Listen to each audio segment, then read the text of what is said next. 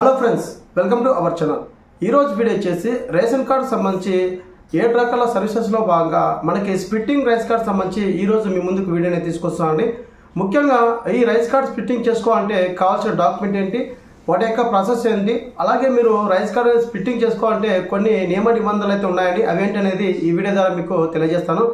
ముఖ్యంగా ఎవరైతే rice card splitting చేయాలనుకుంటారో ఖచ్చితంగా 2 కపుల్స్ అనేది ఉండాలండి. అంటే భార్య, భర్త, మదర్, ఫాదర్ ఈ నలుగురు ఉంటేనే మీరు స్ప్లిట్టింగ్ చేసుకోవడానికి అవకాశం ఉంటుంది. అలాగే రేషన్ కార్డులో ఒకటే 2 కపుల్స్ అనేది ఉంటే మీరు స్ప్లిట్టింగ్ చేసుకోవడానికి అవకాశం ఉంటుందండి. మీ యొక్క హౌస్ హోల్డ్ డేటాలో ఎవరైతే 2 కపుల్స్ ఉన్నారో వాళ్ళు విడివిడిగా ఉండాలి. అంటే ఇప్పుడు ఫాదరు, మదరు, అలాగే కొడుకు, కోడలు ఎవరైతే ఉన్నారో వీళ్ళు హౌస్ హోల్డ్ మ్యాపింగ్లో సపరేట్గా ఉంటేనే మీరు రైస్ కార్డ్ స్ప్లిట్టింగ్ చేసుకోవడానికి అవకాశం ఉంటుంది.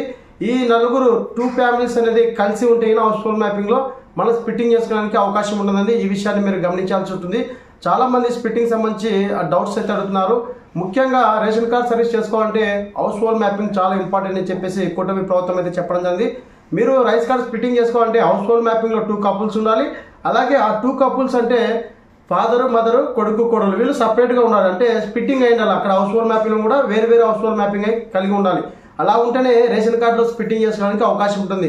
సో ఈ రేషన్ కార్డ్ స్ప్లిట్టింగ్ చేసుకోవడానికి కావాల్సిన డాక్యుమెంట్ ఏంటంటే అప్లికేషన్ ఫాము, అంటే రైస్ కార్డ్ విభజన అని చెప్పేసి ఒక అప్లికేషన్ ఫామ్ ఉంటుంది. అప్లికేషన్ ఫాము ఎవరైతే స్ప్లిట్టింగ్ చేసుకుంటున్నారో ఆ పర్సన్ సంబంధించి కపుల్స్ వాళ్ళ యొక్క ఆధార్ కార్డ్ జిరాక్స్, అలాగే ఇక్కడ హెడ్ ఆఫ్ ది ఫ్యామిలీ ఎవరైతే ఉన్నారో వారి యొక్క ఆధార్ కార్డ్ జిరాక్స్ తీసుకొని వెళ్తే చేసి ఇవ్వడం జరుగుతుంది. అప్లై చేసిన తర్వాత మనకు ఒక టీ నెంబర్ అయితే వస్తుందండి. ఆ టీ నెంబర్ ద్వారా మనకి స్ప్లిట్టింగ్ రైస్ కార్డ్ సంబంధించి 4 మెంబర్స్ ఉంటే కదా, అంటే మనకి 2 కపుల్స్ ఉంటారు కదా, ఆ 4 మెంబర్స్లో ఎవరైతే సపరేట్ అయింటారో వాళ్ళు మాత్రమే ఈక్వేట్ చేయాలి. మిగతా రిమైనింగ్ పర్సన్ అంటే ఫాదర్, మదర్ అయితే అవసరం లేదు.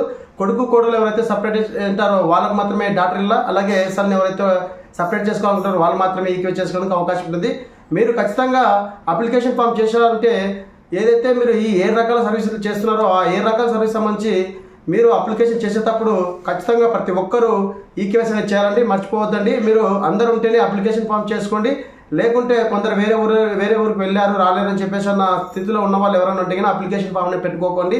సో మీరు అప్లికేషన్ ఫామ్ పెట్టుకోవాలంటే ఖచ్చితంగా అందరూ ఉంటేనే అప్లికేషన్ ఫామ్ అనేది చేసుకోండి. ముఖ్యంగా మనకి రేషన్ కార్డ్ సంబంధించి జూన్ 7 వరకు కూడా అప్డేట్ చేయడం జరిగింది. ఎటువంటి ప్రాబ్లం లేదు.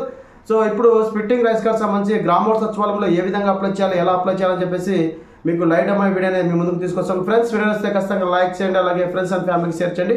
మరింత క్లియర్ చేయడం టాపిక్ లెట్స్ గో. నేను సచివాలయం యొక్క బ్రౌజర్ అయితే ఓపెన్ చేస్తున్నాను అండి. ఓపెన్ చేసి ఇక్కడ సివిల్ సప్లై మీద క్లిక్ చేస్తున్నాను. ఇక్కడ స్ప్లిట్టింగ్ ఆఫ్ రైస్ కార్డ్ అని చెప్పేసి మనకి 5 రకాలైనటువంటి స్ప్లిట్టింగ్ రైస్ కార్డ్ సంబంధించి ఉన్నాయి. ఇప్పుడు మీకు చేస్తున్న వీడియో అనేది నార్మల్ స్ప్లిట్టింగ్ అనమాట. సో ఇప్పుడు ఎవరైతే మనకి స్ప్లిట్టింగ్ చేసుకోవాలనుకుంటారో ఆ person head of the family యొక్క ఆధార్ నెంబర్ అనేది ఇక్కడ ఎంటర్ చేయాలండి. సో నేను ఇక్కడ ఆధార్ నెంబర్ అయితే ఎంటర్ చేసి ఇక్కడ డీటెయిల్స్ అనేది ఇచ్చి మీకు చూపిస్తాను.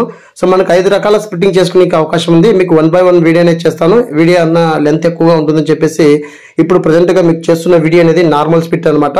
2 కపుల్స్ ఉంటే వాళ్ళని సపరేట్ చేసుకోవడానికి ఈ విధంగా అయితే చేయాల్సి ఉంటుంది. అలాగే హౌస్ హోల్డ్ మ్యాపింగ్ కూడా 2 కపుల్స్ ఉండి వేరువేరుగా హౌస్ హోల్డ్ మ్యాపింగ్ ఉంటేనే ఈ ప్రాసెస్ చేసుకోవడానికి అవకాశం ఉంటుంది. సో ఇక్కడ నేను బేసిక్ డీటెయిల్స్ మొత్తం అనేది ఎంటర్ చేస్తాను. చూడండి, ఇప్పుడు మీకు ప్రీవియస్ వీడియోలో కూడా చెప్పాను. టీ నెంబర్ ఒకవేళ రావాలంటే ఖచ్చితంగా ఇక్కడ మీకు మొబైల్ నెంబర్ అటేసి ఎస్ అని క్లిక్ చేయాలి. ఇక్కడ అడ్రస్ మీద క్లిక్ చేసి కంట్రీ మీద క్లిక్ చేసిన వెంటనే ఇక్కడ మనకి చూడండి ఇక్కడ ఎస్ అని క్లిక్ చేయడం జరిగింది నేను. సో ఇక్కడ కంట్రీ మీద క్లిక్ చేయండి. సో కంట్రీ మీద క్లిక్ చేసిన వెంటనే ఇక్కడ మనకి మన యొక్క అప్లికేషన్ డీటెయిల్స్ అనేది ఓపెన్ అవడం జరుగుతుంది. ఇక్కడ ఫ్యామిలీ ఇన్కమ్ అయితే వేయాల్సి ఉంటుంది. అలాగే ఇక్కడ వాళ్ళ యొక్క వృత్తి ఏంటని చెప్పేసి ఇక్కడ మనం సెలెక్ట్ చేసుకోవాల్సి ఉంటుంది. ఆటోమేటిక్గా మనకి గతంలో ఉన్నటువంటి రైస్ కార్డ్ నెంబర్ అయితే రావడం జరుగుతుంది. అలాగే మీ యొక్క విలేజ్ అనేది సెలెక్ట్ చేసుకోవాలి. సెలెక్ట్ చేసుకున్నాక ఇక్కడ మనకి రైస్ కార్డ్ ఫ్యామిలీ డీటెయిల్స్ అని చెప్పేసి స్ప్లిట్టింగ్ టైప్ అని చెప్పేసి నార్మల్ స్ప్లిట్, విడో స్ప్లిట్, అలాగే డైవర్స్ స్ప్లిట్, అలాగే సింగిల్ మ్యారేజ్ స్ప్లిట్, అలాగే మ్యారేజ్ స్ప్లిట్ అని చెప్పేసి ఈ 5 రకాలకు సంబంధించి ఉన్నాయి.